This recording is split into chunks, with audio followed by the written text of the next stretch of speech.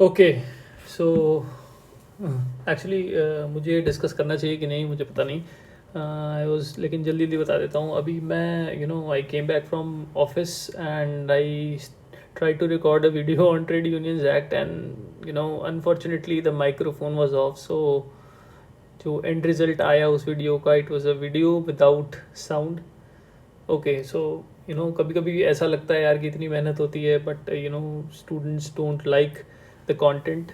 May be if you like the content, you can hit that like button at least. उससे क्या होता है कि थोड़ा सा it becomes it motivates us to create more such content.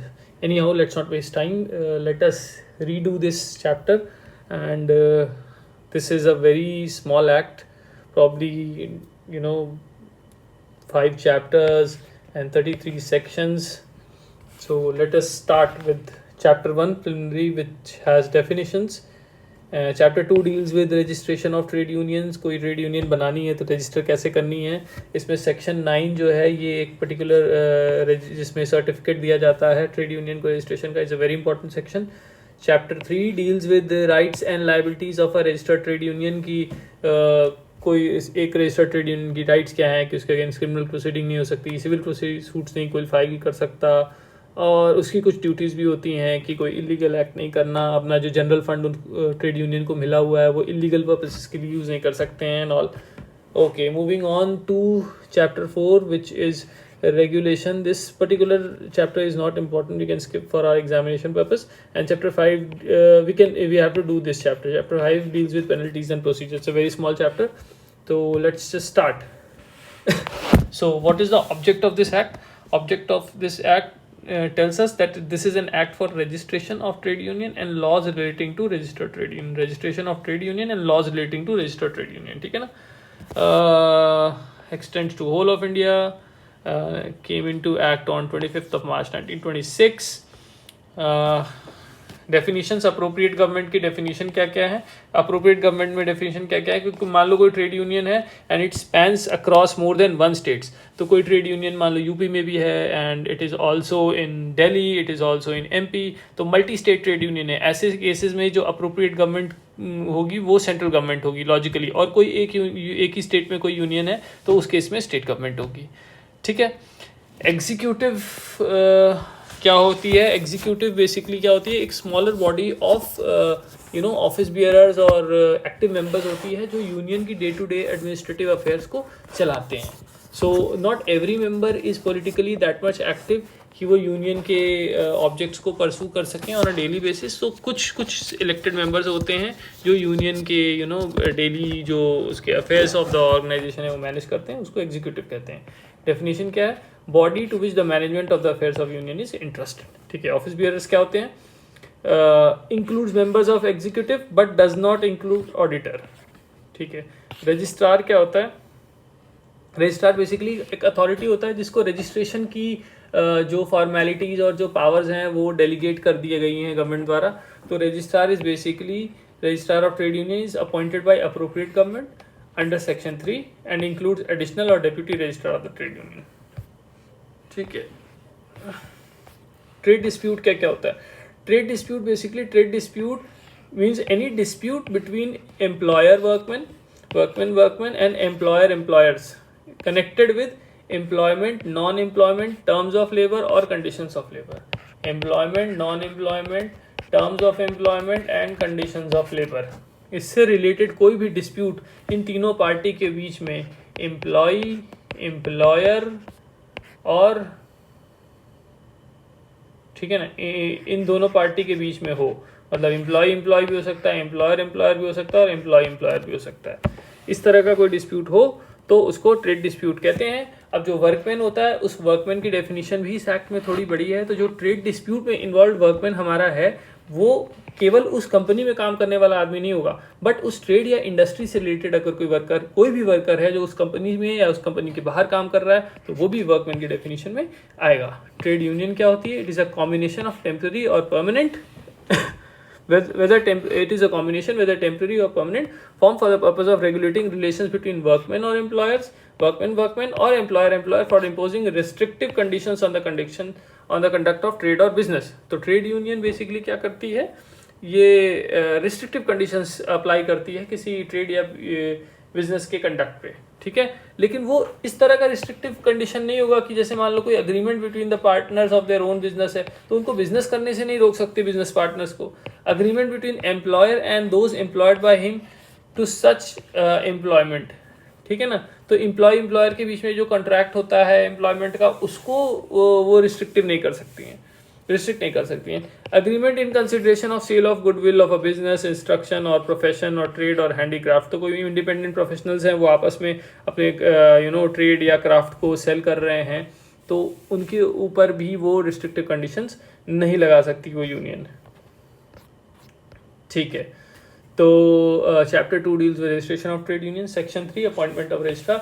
Registrar को कौन अपॉइंट करेगा, अप्रोप्रिएट गवर्नमेंट करेगी। अगर सेंट्रल ट्रेड यूनियंस को रजिस्टर करना है तो सेंट्रल ट्रेड यूनियंस कैसे हो सकती हैं, हमारे पास देखो C2 है, CITU, देयर इज ATUC है, ठीक है, देयर इज HMS।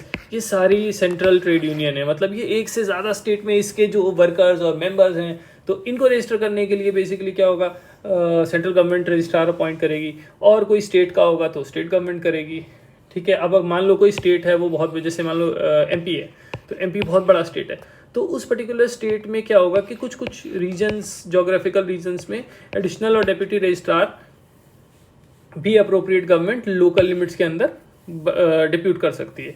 और उस लोकल लिमिट में जब ये अपनी पावर्स एक्सरसाइज करेंगे रजिस्ट्रेशन का तो उनके पास रजिस्ट्रार की पूरी पावर होगी। Deemed to be registrar when they are discharging their functions. I am sorry. Mode of registration क्या होगा, 7 or more members subscribing to the names of rules of the trade union will apply। तो 7 से ज़्यादा members जो हैं किसी भी दिन पे अपने एक रिटन एप्लीकेशन देंगे जिसमें वो कहेंगे कि हम ट्रेड यूनियन के जो रूल्स हैं इसको सब्सक्राइब करते हैं और हमारी ट्रेड यूनियन को रजिस्टर किया जाए, तो वो एप्लीकेशन डालेंगे, ठीक है।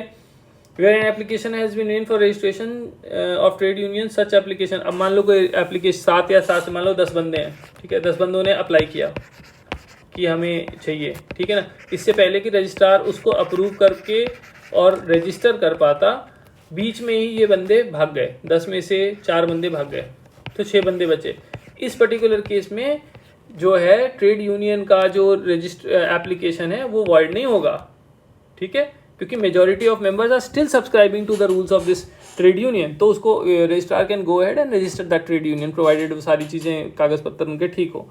लेकिन मान लो 10 बंदे थे और 7 बंदे भाग गए, 3 ही बचे, more than half of the members now they backed off कि we do not subscribe to this particular union और हमारा इससे कोई लेना देना नहीं है, they dissociate themselves from the application. तो उस केस में जो एप्लीकेशन है वो ड्रॉप हो जाएगी और रजिस्ट्रार उसको रजिस्टर नहीं करेगा। Perfect. Section 5 application of trade union, application for registration.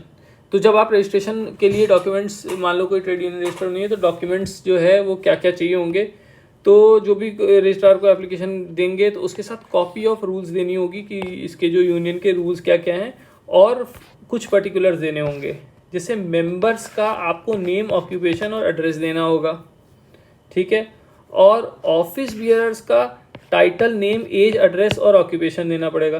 तो नेम, एड्रेस, ऑक्यूपेशन तो जो है ऑफिस बियरर्स को भी देना पड़ता है, लेकिन उनको टाइटल और एज भी देना पड़ेगा उसके साथ, ठीक है। इसके अलावा ट्रेड यूनियन का नाम और हेड ऑफिस का पता ये सारी डॉक्यूमेंट्स उसको देना पड़ेगा।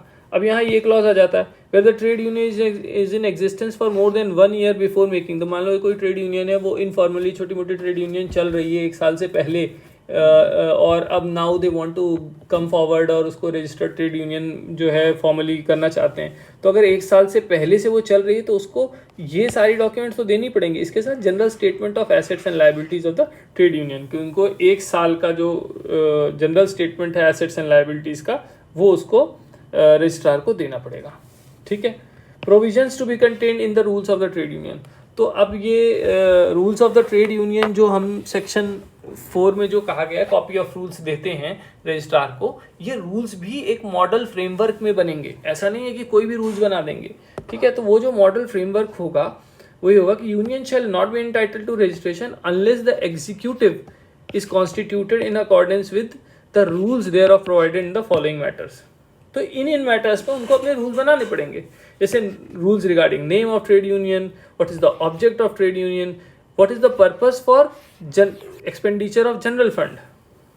ठीक है, कि जो जनरल फंड जो इकट्ठा आप चंदा कर रहे हैं वो कहाँ कैसे खर्चा करेंगे। Maintenance of list of members, adequate facilities for inspection by office bearers and members.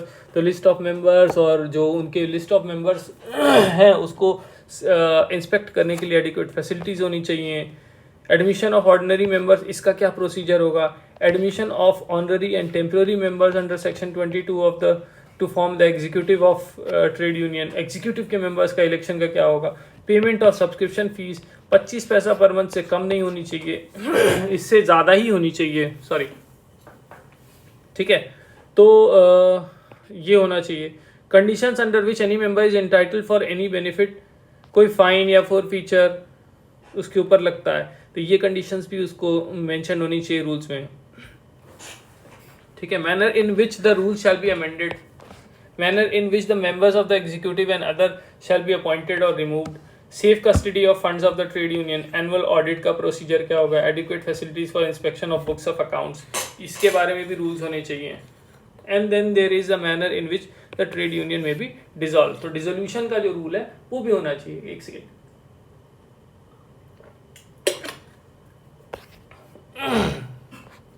Okay. Power to call for further particulars and require alteration in name. ठीक है, तो सेक्शन 7 ये कहता है कि मान लो कोई एप्लीकेशन गई हुई है रजिस्ट्रार के पास, ठीक है, और वो एप्लीकेशन रजिस्ट्रार को लगता है कि नहीं इसमें तो और डॉक्यूमेंट चाहिए होंगे, तो रजिस्ट्रार के पास ये पावर है कि जब तक वो पूरे डॉक्यूमेंट्स ना आ जाए तो वो रजिस्ट्रेशन को रिफ्यूज़ कर सकता है।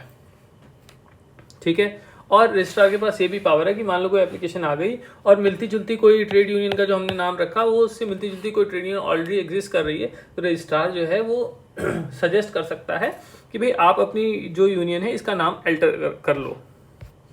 ठीक है, सेक्शन 8 रजिस्ट्रेशन। तो सेक्शन 8 कहता है कि अगर कागज़ पत्तर सारे ठीक हैं, सारी डॉक्यूमेंट सही हैं, तो रजिस्ट्रार जो है रजिस्टर कर देगा ट्रेड यूनियन को। कैसे करेगा, रजिस्टर में उसका नाम लिख देगा। पहले ये रजिस्टर में लिखा जाता था, आजकल ये सब ऑनलाइन होता है। And may be prescribed in particular as may be prescribed the particulars relating to trade, ये कर देगा। और जैसे ही उसको रजिस्टर में लिखेगा, सेक्शन 9 ये कहता है कि उसको एक सर्टिफिकेट ऑफ रजिस्ट्रेशन इशू करेंगे। अब ये जो सर्टिफिकेट ऑफ रजिस्ट्रेशन है ये एक कंक्लूसिव एविडेंस होता है ट्रेड यूनियन, एक रजिस्टर्ड ट्रेड यूनियन का। तो अगर मान लो कोई आदमी आता है आपसे कहता है भैया क्या आपकी ट्रेड यूनियन रजिस्टर्ड है, तो आप कहेंगे हाँ जी हमारी ट्रेड यूनियन रजिस्टर्ड, तो कहेगा लाओ मुझे सेक्शन 9 का रजिस्ट्रेशन सर्टिफिकेट दिखाओ। ठीक है, कैंसिलेशन ऑफ रजिस्ट्रेशन क्या हो सकता है, किन किन ग्राउंड्स पर हो सकता है। एप्लीकेशन में भी विड्रॉन और कैंसिल्ड कौन करेगा, रजिस्ट्रार करेगा। On application of trade union, तो ट्रेड यूनियन जो है खुद ही अप्लाई करेगी भी हम अब और we do not want to continue. ठीक है ना।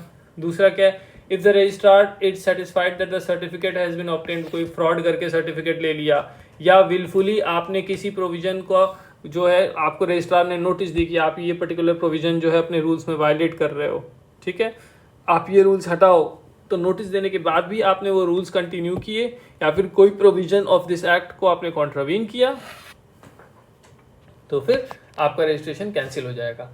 तो ये रूल्स अंडर सेक्शन 6 क्या है, वही रूल्स हैं जो हम यहाँ पढ़ रहे थे कि ये सारे जो जनरल फंड कैसे यूज़ होगा, 25 पैसे की मेंबरशिप है ना, तो आपने इसको वायलेट कर दिया अगर, तो भी 2 महीने की आपको जो है नोटिस देगा रजिस्ट्रार राइटिंग में, और उसके बाद आपका रजिस्ट्रेशन कैंसिल कर देगा। अपील क्या है, जिस किसी को भी लगता है कि भाई हमारा रजिस्ट्रेशन गलत कैंसिल हुआ है तो वो अपील कर सकता है। पीरियड ऑफ अपील क्या होगा, वो प्रिस्क्राइब्ड होगा, वो नोटिफाई करेगी गवर्नमेंट की कितने टाइम में आप कर सकते हैं। तो कौन कहाँ करना है, मान लो कि आपका जो ट्रेड यूनियन का हेड ऑफिस है वो अगर किसी प्रेसिडेंसी टाउन में, जैसे बॉम्बे में है, कैलकाटा में है, मद्रास तो चेन्नई हो गया, ठीक है, तो वहाँ पे उस पर्टिकुलर केसेस में वहाँ पे आप डायरेक्टली हाई कोर्ट में जा सकते हो। लेकिन ऑल अदर प्लेसेस में है तो आप कहाँ जाओगे, आप एडिशनल या असिस्टेंट जज of a principal civil court के पास जाओगे, या फिर ऐसे किसी जुडिशियल अथॉरिटी के पास जाओगे जिसको अप्रोप्रिएट गवर्नमेंट ने जुरिस्डिक्शन दी हुई है। अच्छा, यहाँ अगर आपने अपील की प्रिंसिपल सिविल जज या एडिशनल जज के पास, तो उस केस में अगर आपकी अपील खारिज हो जाती है तो आप फिर हाई कोर्ट भी जा सकते हो। जो प्रेसिडेंसी टाउन वाला है वो केवल हाई कोर्ट जा सकता है, ठीक है ना, और हाई कोर्ट से गया तो फिर खेल खत्म, उसके बाद कुछ नहीं, ठीक है। मान लो कोई रूल आपको चेंज करना है यूनियन का, जो सेक्शन 6 का रूल कोई चेंज करना है, तो उसके लिए 15 दिन का नोटिस देना होगा। और अगर एड्रेस चेंज करना है यूनियन का तो 14 दिन का नोटिस देना होगा। नोटिस किसको देना होगा? रजिस्ट्रार को देना होगा। ठीक है। इनकॉर्पोरेशन ऑफ ट्रेड यूनियन, भाई ट्रेड यूनियन क्या होगी? वो एक बॉडी कॉर्पोरेट होती है।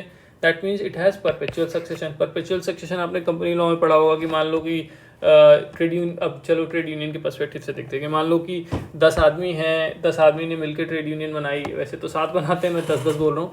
ठीक है, तो 7 या मोर होता है तो 10 भी हो सकता है। ठीक है, तो मान लो 7 आदमी हैं, तो 7 आदमियों ने मिलकर ट्रेड यूनियन बनाई। फिर वो मिलकर एग्जीक्यूट, सब उनको रजिस्ट्रेशन सर्टिफिकेट वगैरह सब मिल गया। फिर वो कुछ मीटिंग कर रहे हैं, मान लो उस कमरे में बम टूट गया, सारे के सारे मर गए। तो क्या ट्रेड यूनियन खत्म हुई? नहीं, ट्रेड यूनियन चलेगी, because trade union is a separate legal entity, it is a body corporate. तो ट्रेड यूनियन का जो सक्सेशन है that shall continue legally, it has a perpetual succession, कि वो चलता रहेगा। मेंबर्स में come and go, the union will keep on selling. ठीक है।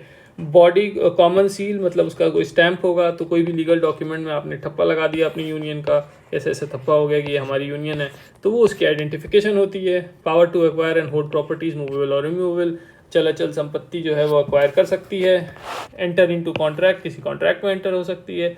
And shall by its name sue और बी सूड, अपने नाम से या तो किसी पे मुकदमा अभियोग ला सकती है या फिर उसके खिलाफ जो है मुकदमा लाया जा सकता है। Certain act shall not apply to a registered trade union, कौन कौन सी सोसाइटीज, कोऑपरेटिव्स और कंपनीज एक्ट इसके ऊपर लागू नहीं होंगी, because they have a separate act. Chapter 3 rights and liabilities of a registered trade union. तो सेक्शन 15 क्या कहता है कि objects in which general fund में भी स्पेंड, जो जनरल फंड है वो आप जो है किसी भी पर्पज़ के लिए नहीं खर्चा कर सकते। आप ये नहीं कह सकते कि ये हमारे यूनियन मेंबर्स ने हमें चंदा दिया है तो इससे हम जो है कोई कोई सत्संग करा देंगे या फिर कुछ ऐसा करा देंगे कि अफ्रीका में हम एड दे देंगे एंड ऑल, तो वो नहीं कर सकते। आप क्या क्या कर सकते हैं वो भी प्रिस्क्राइब्ड है। ठीक है। तो जनरल फंड जो हमारा होता है उसके लिए आप salary, allowance, expenses of office bearers पे कर सकते हैं। ठीक है। Expenses for administration of trade union कर सकते हैं। प्रोसिक्यूशन और defence of any legal proceeding of trade union, कोई भी मेंबर हो अगर ट्रेड यूनियन का, उसके अगेंस्ट कोई प्रोसिक्यूशन चल रहा हो या डिफेंस चल रहा है for furtherance of a trade dispute, तो उसको भी आप कर सकते हैं। ठीक है ना। Conduct of trade dispute on behalf of trade union कर सकते हैं, यूनियन के बिहाफ पे कोई मुकदमा हो। Compensation to the members arising out of trade dispute, आपने मान लीजिए कोई ट्रेड डिस्प्यूट हुआ, आपने कहा भी धरना हो जाएगा जी, ऐसा हो जाएगा, हड़ताल हो जाएगी, तो हड़ताल पे लोग गए, उनकी वेज का लॉस हो गया, तो उस वेज लॉस को कंप्लीट करने के लिए आप कंपनसेशन भी दे सकते हैं, फेयरली वैलिड। ठीक है। Allowances to members and their dependents in on account of death, old age, sickness, accident, unemployment, उनके नाम पे इंश्योरेंस पॉलिसी ले सकते हैं अगेंस्ट सिकनेस, एक्सीडेंटल इंश्योरेंस ले सकते हैं, अनएम्प्लॉयमेंट के अगेंस्ट भी इंश्योरेंस ले सकते हैं इसी जनरल फंड के पैसे से। Provision for educational, social, religious benefit of members. ठीक है। Educational, social, religious benefit of member, तो सत्संग करवाओगे लेकिन मेंबर्स के लिए करवाओगे। ठीक है जी। Including payment of funeral and religious ceremonies of the deceased members और डिपेंडेंट मेंबर्स। ठीक है, ये भी कर सकते हैं। अब कीप ऑफ पीरियोडिकल्स, कोई पत्रिका, समाचार पत्रिका और न्यूज़पेपर छाप रहे हैं तो भी आप कर सकते हैं। ठीक है ना। और ये जो है कि payment for furtherance of any objects on which the general fund of the trade union may be spent. ठीक है ना। Of spent of the contributions to any cause intended for benefit of the workman in general, तो benefit of the workman in general के लिए आप कोई भी खर्चा कर रहे हैं जनरल फंड से, तो वो उस साल में मान लो ट्रेड यूनियन के पास 1 करोड़ रुपए पड़े हैं तो इस साल उसको 10 लाख रुपए और मिले। ठीक है। तो इस साल के एंड में उसके पास हो गए 1 करोड़ 10 लाख रुपए। तो ये पर्टिकुलर सेक्शन ये कहता है ये जो 10 लाख रुपए एक्स्ट्रा, ये जो 10 लाख रुपए इस साल में आए हैं, ये 1 करोड़ तो है ही है, इसको तो मत देखो। ये जो 10 लाख रुपए आपके पास इस साल में रिसीव हुए हैं इसका 25% मतलब 2.5 लाख रुपए से ज़्यादा आप बेनिफिट ऑफ वर्कमैन पे खर्चा नहीं कर सकते। ठीक है जी। और any other object notified by appropriate government in the official gazette, इसके अलावा कुछ भी अगर गवर्नमेंट नोटिफाई कर देती है तो उस पर भी कर लेंगे। Constitution of separate political fund, अब चुनाव लड़ने के लिए हो गया, मान लो कोई रैली वैली करना हो, टिकट विकट बांटना हो, इसके लिए जो है वो अलग से पॉलिटिकल फंड बनाना पड़ेगा ट्रेड यूनियन को। अपने जनरल फंड के पैसे से पॉलिटिकल और सिविक इंटरेस्ट ये लोग परसू नहीं कर सकते, ठीक है ना। Objects refer to under subsection 1 जो है पॉलिटिकल और सिविल ऑब्जेक्ट्स हैं जी, इसमें क्या आ सकते हैं, पेमेंट डायरेक्टली और इनडायरेक्टली बाय ए कैंडिडेट और prospective candidate for election of member, तो वो एमएलए एमपी का चुनाव या लोकल अथॉरिटी का चुनाव, ड्यूरिंग एंड आफ्टर इलेक्शन जो उसमें खर्चा होता है वो कर सकते हैं पॉलिटिकल फंड से। Holding out meeting, distribution of literature, तो पैम्फलेट बांटना होगा वो उससे पॉलिटिकल फंड से करेंगे, ठीक है ना, चुनाव का pamphlet. Maintenance of any person who is a member of legislative body, तो एमपी एमएलए कोई है तो उनको अलाउंस या खर्चा या भत्ता कुछ देना होगा, ठीक है ना, तो उसको भी आप पॉलिटिकल फंड से देंगे। रजिस्ट्रेशन ऑफ इलेक्टर्स और सिलेक्शन ऑफ कैंडिडेट, तो टिकट विकट बांटना होगा, तो इस केसेस के लिए भी आप खर्चा कर सकते हैं। टिकट बांटना है जिन वो नहीं कि जो होता आया है कि भाई पैसे वैसे लेकर टिकट देते हैं लोग, टिकट बांटना मतलब एज इन कि मान लो उनका सिलेक्शन करना हो, ठीक है, तो उसमें जो खर्चा हुआ होगा कि भाई क्या है को कैंडिडेट की प्रोफाइल निकालनी है एक्सेट्रा एंड एक्सेट्रा, तो उस ऐसे केसेस में, ठीक है ना। Holding out political meetings of any kind, distribution of political literature, ये सब बांटने के लिए भी आप पॉलिटिकल फंड का यूज़ कर सकते हैं। इसमें एक क्लॉज है कि कोई भी ऑर्डिनरी मेंबर को पॉलिटिकल फंड में कंट्रीब्यूट करने के लिए कंपेल नहीं किया जा सकता है इसमें जो डोनेशन होती है वो वॉलंटरी होती है, ठीक है। Section 17 criminal conspiracy in trade dispute, no office bearer और member of a registered trade union shall be liable to be punished under subsection 2 of 120B of IPC in respect of an agreement made between members for the purpose of furthering any trade union object of the trade union as specified under section 15। section 15 आपने पढ़ा होगा। section 15 क्या है, section 15 ये है objects of general fund, ठीक है। तो ऑब्जेक्ट्स ऑफ जनरल फंड का कोई खर्चा वर्चा करने के लिए या फिर कोई ट्रेड डिस्प्यूट को फर्दर करने के लिए अगर कोई मेंबर जो है ट्रेड यूनियन का स्ट्राइक वाइक करा देता है तो उसके अगेंस्ट कोई कानूनी आप जो है क्रिमिनल कॉन्स्पिरेसी का या इस तरह का केस नहीं करेंगे, ठीक है। क्योंकि बात यह है कि ऑफिस बियरर्स और मेंबर्स जो हैं ये a highly you know the nature of their duties which they perform, they are required to get protection, उनकी नेसेसिटी है, बिकॉज एम्प्लॉयर्स और ये जो बॉडीज़ होती हैं they are you know some at times they are very difficult to deal. और law and order भी कभी कभी क्या होता है कि भाई आपने किसी ने यूनियन के ऑफिस बेयरर ने कह दिया कि काम बंद हो जाए और उसके नाम पर जाकर किसी ने जो है वो तोड़ा फोड़ी कर दी, तो उस केसेस में भाई उसकी क्या गलती है। सो वो तो अपना ट्रेड यूनियन और लेबर वेलफेयर के लिए ही you know to stop labour exploitation he is instigating them, तो इसलिए उनको क्रिमिनल कॉन्स्पिरेसी वाले केसेस में इम्यूनिटी है। 120B is the section under IPC जो क्रिमिनल कॉन्स्पिरेसी से डील करता है। वैसे आप लोगों के लिए इतना इंपॉर्टेंट नहीं है, जो वकील होंगे उनको पता ही होगा, ठीक है। Immunity from civil suit in certain cases, तो वही चीज़ है कि मान लो कोई रजिस्टर्ड ट्रेड यूनियन का ऑफिस बेयरर है and he does an act in contemplation or furtherance of a trade dispute in contemplation and furtherance of a trade dispute if it does something, तो उसके अगेंस्ट मान लो कोई company वाला बोला कि ये यूनियन वाले ने बोल दिया कि मेरे आगे जो है वो यहाँ हड़ताल कर दो, स्ट्राइक कर दो, और फिर वर्कर बैठ गए और मेरा एक दिन में 10 लाख रुपए का नुकसान हो गया, तो उसका डैमेज कौन भरेगा, यूनियन मुझे 10 लाख रुपए दे। ऐसा सूट नहीं ला सकती। ऐसा सूट फॉर डैमेजेस या टॉर्ट्स का जो सूट है कि कोई मेरी मशीन तोड़ दी किसी वर्कर ने, है ना, तो ऐसा डैमेजेस का और टॉर्ट्स का या फिर कोई सिविल सूट जो है ले आया नहीं जा सकता। ये भी इम्यूनिटी है यूनियन के, रजिस्टर्ड ट्रेड यूनियन के जो है ऑफिस बियरर और मेंबर दोनों को है। देखो ऑफिस बियरर भी है और मेंबर भी है, दोनों को ये इम्यूनिटी है ठीक है। सेक्शन 20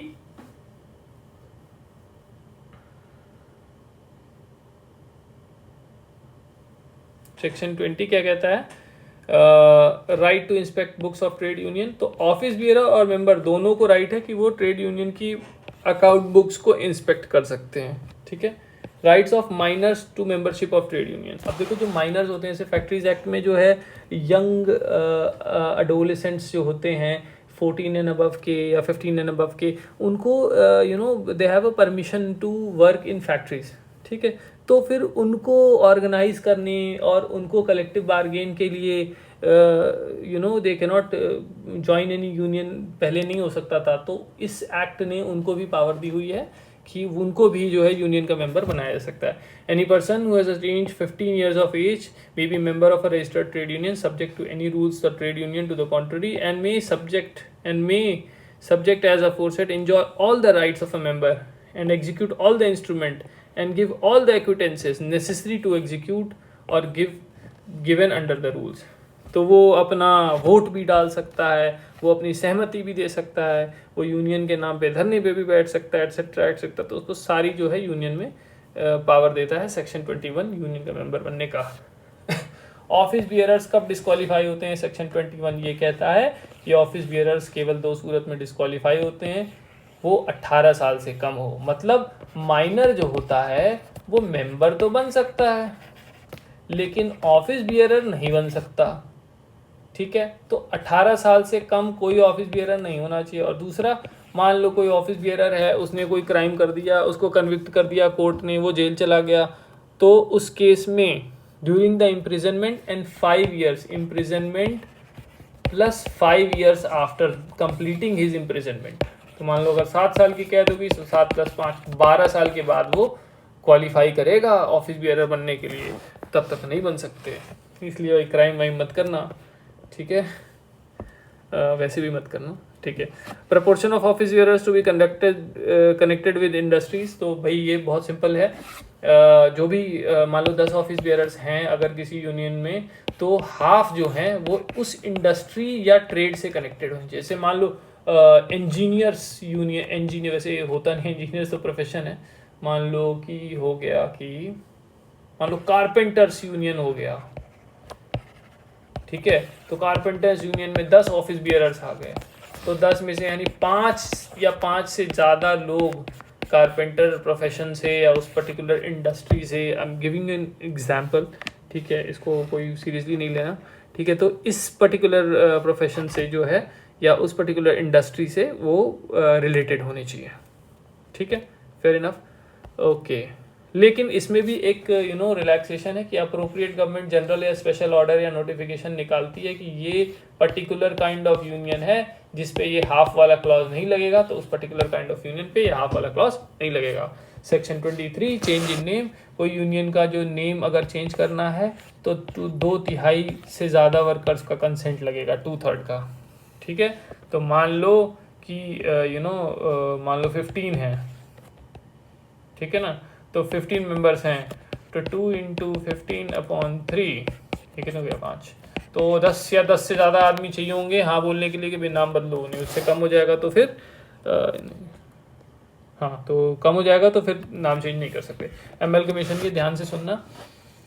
अब मान लो कि 2 or more registered trade unions may become amalgamated, वो आपस में जुड़ जाएंगी, तब with or without dissolution or division of funds, तो उनके जो जनरल फंड होंगे with or without dissolution and division जो है उनका अमेलगमेशन हो जाएगा, provided that vote of at least 1/2 of the members of each and every trade union entitled to vote is recorded, इतना तो रिकॉर्ड होना ही है, and at least 60% of the votes recorded are in favour of the proposal. तो मान लो union 1 है, इसमें 10 member हैं, यूनियन 1, ओके मैं पेन यूज़ करता हूँ, कहाँ पे करूँ यहाँ करता हूँ, ठीक है। यूनियन 1 है, इसमें 10 मेंबर हैं, और यूनियन 2 है, इसमें 10 मेंबर हैं, ठीक है। तो मान लो इन लोगों ने कहा कि अब हम जुड़ना चाहते हैं, तो यूनियन 1 से कम 5 वोट और यूनियन 2 से कम 5 वोट, इतने तो पढ़ने ही चाहिए। मीटिंग हुई तो 5 वोट यहाँ से और 5 वोट यहाँ से रिकॉर्ड होने चाहिए, और ये जो टोटल मान लो 5 और 5 10 वोट रिकॉर्ड हुए हैं, ठीक है, इसका 60%, इसमें से 6 वोट फेवर में होने चाहिए, तब जाके उसका एमएलगमेशन होगा। I hope this is clear to you all, ठीक है। ये एमएलगमेशन वाला पॉइंट है, इस पे क्वेश्चन बनता है तो समझ लिया, मुझे लगता है कि समझा ही दिया होगा मैंने, अगर नहीं समझा पाया तो आप कमेंट कर देना, मैं एक बार और ट्राई कर लूँगा, ठीक है। नोटिस फॉर चेंज क्या होगा? सेक्रेटरी प्लस 7 मेंबर जो हैं notice for change in name के लिए अप्लाई करेंगे, ठीक है। और मान लो एमलगेमेशन होगा तो यूनियन 1 में सेक्रेटरी +7 और यूनियन 2 में भी सेक्रेटरी +7, इतने लोग अप्लाई करेंगे। इतना ही तो, इतना तो हमको चाहिए ही चाहिए। इतने दोनों यूनियन से सेक्रेटरी +7 और सेक्रेटरी +7 इनका जो है नोटिस आना चाहिए, नोटिस इन राइटिंग आना चाहिए। और नेम चेंज के लिए यूनियन के सेक्रेटरी +7 और मेंबर्स का नेम चेंज के लिए आना चाहिए। Effect of change in name ये कहता है कि मान लो यूनियन ने अपना नाम बदल के कर दिया, मान लो यूनियन का नाम था बैडमैन यूनियन, ठीक है। तो बैडमैन यूनियन के ऊपर बहुत सारे केस हो गए, बहुत झगड़ा हो गया, बहुत सारे लीगल केस हो गए, तो इसके मेंबर्स ने डिसाइड किया कि अब हम अपना नाम रखेंगे गुडमैन यूनियन। तो ये गुडमैन यूनियन हो गए। फिर बैडमैन यूनियन के नाम से हमारे पास केस चल रहा है, तो फिर जाके जज के सामने बोल देंगे जी हम तो गुडमैन यूनियन है, हमारे क्या लेना देना नहीं। तो जज बोलेगा कि भाई सेक्शन 26 ये कहता है कि आप बैडमैन से गुडमैन बन गए हो, फिर भी आपके नाम पे अगर बैडमैन के यूनियन के नाम से कोई केस था तो केस वैसे ही चलता रहेगा, आप ही बैड भी हो और आप ही गुड भी हो, ठीक है ना। Dissolution of union when a registered trade union is dissolved, notice for dissolution signed by 7 members and by the secretary shall within 14 days of dissolution be sent to the registrar। तो आप union बंद करना चाहते हो तो आप secretary और उसके साथ 7 आदमी का जो नोटिस है वो रजिस्ट्रार को दोगे विदिन 14 डेज ऑफ डिसोल्यूशन की। हमने आज से ऑपरेशन बंद कर दिया। अब रजिस्ट्रार उसको देखेगा, फिर रजिस्टर कर देगा उसको, और जिस डेट पे रजिस्ट्रार ने रजिस्टर किया यूनियन के ऑपरेशंस उस डेट पे सीज टू एग्जिस्ट हो जाएंगे, यूनियन खत्म। फिर यूनियन खत्म हो गया तो जनरल फंड का क्या होगा? तो जो रजिस्ट्रार है shall divide the fund amongst the members in such manner as may be prescribed. तो मेंबर्स के बीच में जो उसका फंड है वो बांट दिया जाएगा, ठीक है। रिटर्न्स क्या होंगी कि जो एनुअल बेसिस पे, देखो there shall be sent annually to the registrar on और before such date as may be prescribed. Notified date होती है। एक general statement audited in prescribed manner of all receipts and expenditure. तो income and expenditure account जो है उनको calendar year के हिसाब से, ठीक है, याद रखना फाइनेंशियल ईयर नहीं चलेगा, कैलेंडर ईयर मतलब 31st डे ऑफ दिसंबर। और फाइनेंशियल ईयर कब चलता है? अप्रैल टू मार्च चलता है ना, तो ये नहीं चलता है यहाँ पे। यूनियन वाले में कैलेंडर ईयर चलता है, जनवरी टू दिसंबर के एनुअल अकाउंट्स ऑडिट करा के उसको देने होते हैं, ठीक है ना। Together with general statement there shall be sent, अगर मान लो उस साल कोई चेंज हुआ है ऑफिस बियरर में तो वो भी देना होगा। और मान लो कोई अल्टरेशन हुआ है यूनिक कॉपी ऑफ रूल्स में, तो जिस डेट को आपने रूल का अमेंडमेंट लिया है, रेजोल्यूशन लाया है एग्जीक्यूटिव बॉडी में, उसके 15 दिन के अंदर अंदर आपको रजिस्ट्रार को भी नोटिफाई कराना होता है। यह है 28 सबसेक्शन 3। और फिर पावर टू मेक रेगुलेशंस, ये तो इम्पोर्टेंट नहीं है, पब्लिकेशन ऑफ रेगुलेशंस इम्पोर्टेंट है। हाँ, पेनल्टीज देख लो। पेनल्टीज में क्या है? Failure to submit return. मान लो कोई भी यूनियन का ऑफिस बियरर है, ऑफिस बियरर यहाँ लिखा है ना, मेंबर तो होगा नहीं, तो ऑफिस बियरर है वो कोई रिटर्न नहीं जमा कराता है तो उस ऑफिस बियरर जो है उसके ऊपर 5 रुपये का फाइन लगा देते हैं, ठीक है। गरीब आदमी 5 रुपये का फाइन, सॉरी मतलब ठीक है यार, वर्कमैन के वेलफेयर के लिए लगा रहे हैं तो कम ही लगाना चाहिए। तो 5 रुपये का फाइन लगा दिया, ठीक है, और 5 रुपये का फाइन लगा दिया, और उसके बाद मान लो उसने उसके बाद भी रिटर्न फाइल नहीं की तो हर हफ्ते 5 रुपये का फाइन लगाएंगे। तब तक फाइन लगाएंगे जब तक फाइन 50 रुपये नहीं हो जाता। और जिस डेट को ये फाइन 50 रुपये हो जाएगा उसके बाद हम भी हाथ जोड़ लेंगे कि भाई साहब अब फाइन 50 रुपये से ज़्यादा नहीं लगेगा, अब आप जमा करो या ना करो, फाइन 50 रुपये ही रहेगा, ठीक है। तो ये हो गया रिटर्न ना जमा करने की सज़ा, 50 रुपये, ठीक है। Any person who wilfully makes और causes to be made false entry, किसी ने झूठा इनकम एंड एक्सपेंडिचर अकाउंट में या जनरल स्टेटमेंट ने किसी ने झूठी झूठी बातें लिख दी कि हमने ऐसा कर दिया, हमारे मेंबर चांद पे घूम के आ गए, फॉल्स एंट्री कर दी, तो फिर उसके ऊपर जो है उस आदमी के ऊपर 500 रुपये का फाइन लगेगा, ठीक है। Shall be punishable with a fine of 500 रुपया। तो ये फाइन लग गया उसके ऊपर। अब supply of false information to the trade union. अब मान लो आप हो मान लो आपका नाम ए है, आप कहते हो मैं गुडमैन यूनियन में जाना चाहता हूँ, ठीक है। लेकिन आपको जो सी है, सी गुडमैन यूनियन का मेंबर है, या फिर सी कोई वो जो है दूसरा आदमी है, उसने छोटी छोटी गुडमैन यूनियन के बारे में बातें कर दी, ये तो बहुत अच्छा है, तो ऐसा है, तो वैसा है, या फिर ये कह दिया कि तो बहुत बुरी यूनियन है, यहाँ तो मत जाना वगैरह वगैरह, तो कोई फॉल्स इन्फॉर्मेशन आपको दे दी, तो उस केस में 200 रुपये का फाइन लगेगा। Any person who with intent to deceive, धोखा देने की मंशा से, gives any member of a registered trade, किसी मेंबर को, और टू एनी पर्सन इंटेंडिंग और applying to become a member of such trade union, any document purporting to be copy of rules, झूठी कॉपी ऑफ रूल्स दे देता है, और any alteration to the same which he knows और has a reason to believe is not a correct copy, उसको पता था कि वो कॉपी करेक्ट नहीं, फिर भी उसको दे दिया, 200 रुपये फाइन लगेगा भाई साहब, 200 रुपये का। ठीक है। कॉग्निजेंस ऑफ ऑफेंस कौन कौन ले सकता है? प्रेसिडेंसी मजिस्ट्रेट और a magistrate of first class under this act. और कोई भी कॉग्निजेंस जो इस एक्ट में अगर कोई भी क्राइम हुआ है तो उसका जो कॉग्निजेंस होगा, it shall be with the prior sanction of registrar. तो sanction of registrar is very much important. और मान लो जैसे ये वाला क्राइम हुआ है, आपको झूठी झूठी इन्फॉर्मेशन दी है, तो आपको बैठ के रोते नहीं रहना है। ठीक है, आपको 6 महीने के अंदर अंदर रजिस्ट्रार के पास कंप्लेंट फाइल कर देनी है कि मेरे साथ ऐसा ऐसा ये 200 रुपये वाला ये झूठी झूठी जो है गड़बड़ हुई है, तो इसको सजा दो। अगर 6 महीने के बाद किया तो फिर नहीं हो पाएगा। He has to give within 6 months from the date of which the offence is alleged to have been committed. ठीक है, with this we come to an end of this trade unions act. अच्छा, ये तो वही copy paste. ठीक है, तो ये हमारा ट्रेड यूनियंस एक्ट ख़त्म हो गया। I hope you will like this video and